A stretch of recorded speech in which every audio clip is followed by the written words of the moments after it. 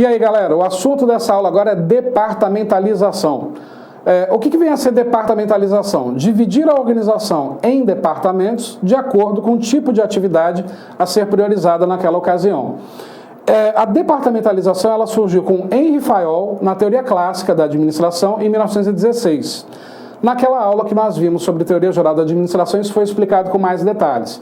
Mas resumindo, o Fayol pegou a ideia do Max Weber, da teoria anterior, teoria da burocracia, que sugeriu dividir a empresa em equipes menores para ampliar a supervisão, e o Fayol então achou melhor juntar estas pessoas que estão divididas em equipes menores em um grande departamento para que a gente possa especializar blocos de trabalho. O que seria isso?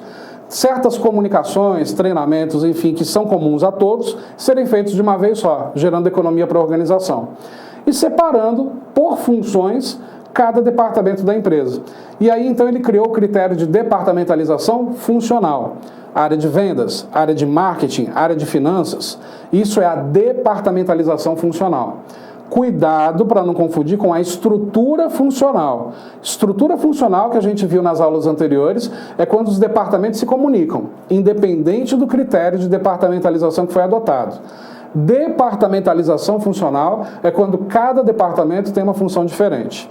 Bom, vamos conhecer um pouquinho sobre a departamentalização para a gente entender os outros critérios que hoje existem, porque hoje não tem só o funcional não, tem outros critérios também. Então, qual é o conceito de departamentalização de forma acadêmica, do jeitinho que pode cair na sua prova?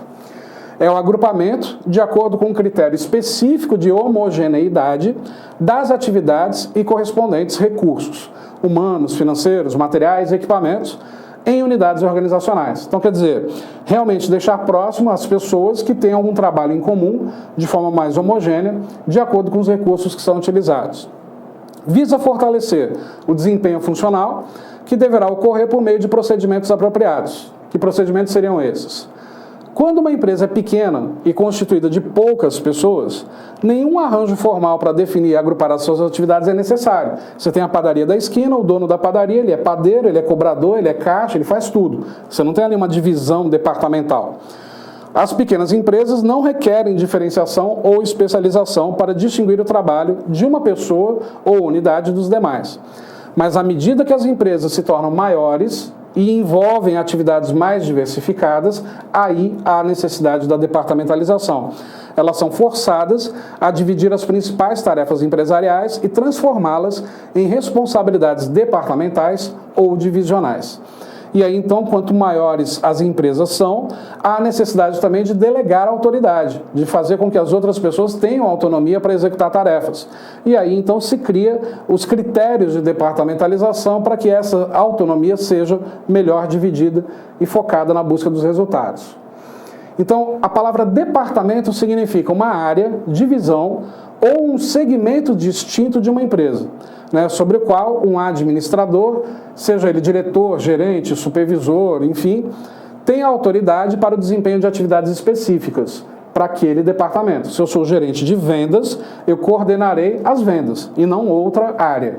Só que isso não significa que eu não tenha que me comunicar com as outras áreas. Esse é um grande problema na departamentalização hoje. A maioria das empresas não se comunicam, os departamentos não se comunicam. Assim, um departamento ou divisão é empregado com um significado genérico e aproximativo. Pode ser um órgão de produção, uma divisão de vendas, a seção de contabilidade, a unidade de pesquisa e desenvolvimento ou um setor de compras. Isso seriam os critérios de departamentalização funcional, que foram criados pelo Fayol lá na teoria clássica. Em algumas empresas, a terminologia departamental é levada a sério e indica relações hierárquicas bem definidas.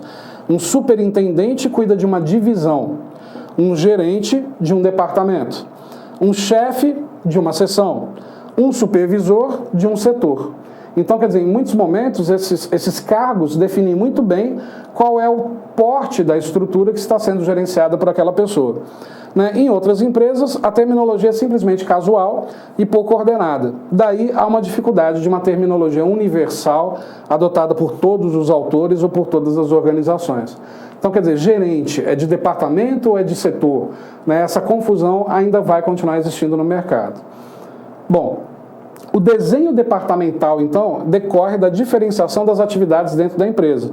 Se é uma empresa focada em produtos, tem diversos tipos de produto, é ideal que a gente departamentalize por produtos.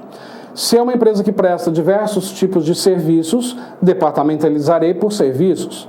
Se é uma empresa mais burocrática, onde cada área faz uma coisa diferente, departamentalização funcional. Esses critérios a gente já vai conhecer. À medida que ocorre a especialização com o trabalho e o aparecimento de funções especializadas, a empresa passa a necessidade de coordenação dessas diferentes atividades, agrupando-as em unidades maiores. Daí o princípio da homogeneidade. As funções devem ser atribuídas a unidades organizacionais na base da homogeneidade de conteúdo, no sentido de alcançar operações mais eficientes e econômicas. As funções são homogêneas na medida em que o seu conteúdo apresente semelhanças entre si. O desenho departamental é o mais conhecido como departamentalização ou divisionalização.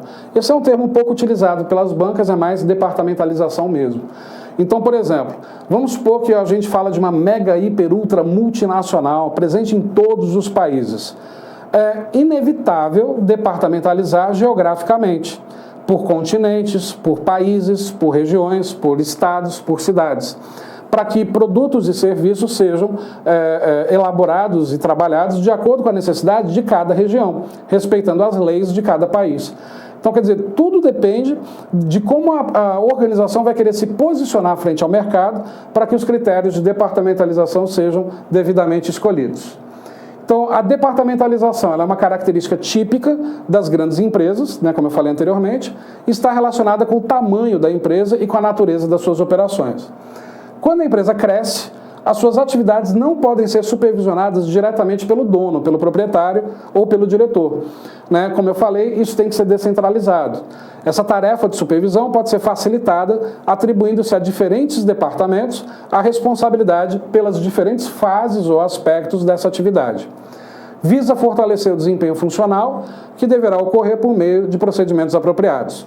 O desenho departamental ou departamentalização apresenta uma variedade de tipos que a gente já vai conhecer. Bom, antes da gente conhecer os critérios da departamentalização, quais seriam as vantagens e as desvantagens de departamentalizar? Em relação às vantagens, primeiro ela oferece a oportunidade da especialização. Quando a gente divide a empresa em blocos de trabalho, teremos naquele departamento especialistas daquele assunto. E, consequentemente, conseguiremos, como organização, fazer com que essa especialização aumente ainda mais, focada na realidade daquele setor. O que impacta na economia de escala. Fica mais econômico fazer esses treinamentos todos, o repasse dessas informações todas para as pessoas todas juntas que pertencem ao mesmo departamento, que representa a produção em quantidade de determinado bem a custo menor, à medida que o número de produtos produzidos aumenta. Esse é o conceito de economia de escala. Quanto mais eu compro, mais barato eu pago, por exemplo. Choro mais desconto. Quanto mais pessoas eu treino de uma vez só, sai mais barato para a empresa. O tempo de produção, como vantagem da departamentalização, também pode ser reduzido, de acordo com o planejamento e controle da produção, de acordo com essa associação que existe entre as tarefas entre departamentos.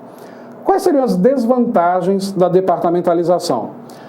Tem vários impactos negativos possíveis, mas dentre eles estão a competição desleal entre os departamentos, de um departamento se achar mais importante que o outro, ou ter mais proximidade com a diretoria e com a presidência e conseguir mais... Olá, meus amigos! Gostou dessa videoaula? Quer continuar assistindo essa videoaula? Aliás, você quer fazer o nosso curso completaço, super competitivo do Instituto Federal do Tocantins 2016 para o cargo de assistente em administração? Então acesse o nosso site laconcurso.com.br, que lá nós temos esse curso que custa apenas 10 mensalidades de R$15. É isso mesmo. Super promoção aqui do Lá Concursos, 10 mensalidades de R$15, um curso completaço, que eu tenho absoluta certeza, se você assistir 2 vezes todas as nossas videoaulas, lá no dia da prova você vai estar muito competitivo. Tá certo, meus amigos? Forte abraço aí e espero vocês. Tchau, tchau.